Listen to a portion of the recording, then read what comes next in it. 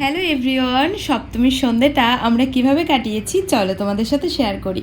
হ্যাঁ গো, এই সপ্তমীর সন্ধ্যেটাই শুধুমাত্র দুজন মিলে একটু ঘুরতে বেরিয়েছিলাম। অনেক দিন পর দুজন একসাথে পুজো কাটিয়েছি। ভাবলাম যে এবার পুজোটা না অনেক জম্পেস্ট করে কাটাবো, কিন্তু হলো কোথায়, শরীর এত খারাপ। তো এই সপ্তমীর দিন ভাগ্যিস বেরিয়েছিলাম, নাহলে তো অষ্টমীর দিন বেরোতেও পারতাম না, বৃষ্টি হচ্ছিল। আর নবমীর দিন আমার শরীরের অবস্থা খুবই খারাপ ছিল। তো চলো কোথায় কোথায় গিয়েছি সেটাই তোমাদেরকে দেখাই। প্রথমে একটা পুজো মণ্ডপে ঢুকে আর কি বেরিয়ে আসলাম।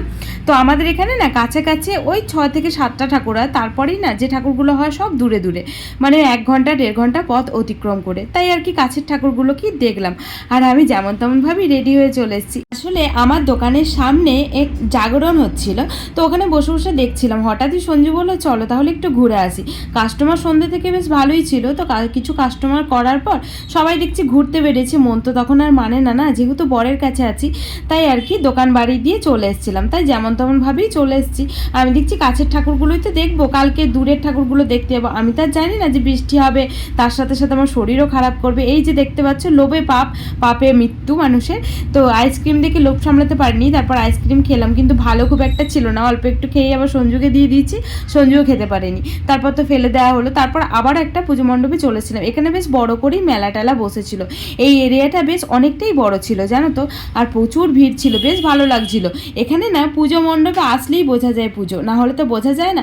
আমাদের ওয়েস্ট বেঙ্গলে যেমন চারিদিকে ঢাকের আওয়াজ, মানুষের সমাগম দেখলেই বোঝা যায় যে মা দুর্গা চলে এসেছে, কিন্তু এখানে না খুব একটা বোঝা যায় না। যখন তুমি ঠাকুরের কাছে যাবে তখনই কিন্তু বোঝা যাবে, তার আগে বোঝা যায় না। দেখেছো কত লোকজন, সবাই বাঙালি জানো তো, বেশ ভালো লাগছিল। আর ঢাকের আওয়াজটা শুনে তো আরও ভালো লাগছিল। তো দেখো যখন আমরা গেছিলাম তখন কিন্তু আরতি হচ্ছিল।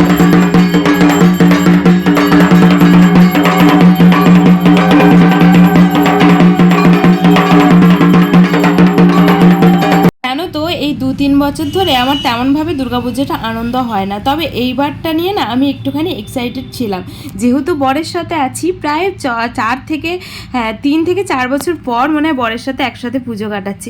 ভালো লেগেছে, খারাপ লেগেছে বলবো না, কারণ ও যেহেতু বাড়িতে ছিল, ছুটি ছিল ওর 2 দিন, তাই অনেকটাই ভালো লেগেছে। তবে ঘুরতে যেতে পারিনি। অনেকক্ষণ আরতি দেখার পর সাইডেই দেখলাম খাবারের স্টল বসেছে। প্রথমবার তো একবার খেয়ে ঠকলাম। ঘুগনিটা বেশ ভালো ছিল, তবে আইসক্রিমটা খুব একটা ভালো ছিল না। আর ওই আইসক্রিম খেয়েই আমার শরীরটা আরও খারাপ হয়ে গেছিলো, যেহেতু আমার আইসক্রিম খুবই ভালো লাগে।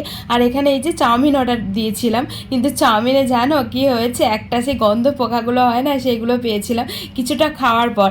তারপর তো ওটা ফেলে দিলাম, খাওয়া কি যায় বলো তো। আমি আবার দাঁতের মধ্যে কামড়ে ফেলেছি। তো আমার সপ্তমীটা এইভাবেই কাটলো। কেমন লাগলো জানিও।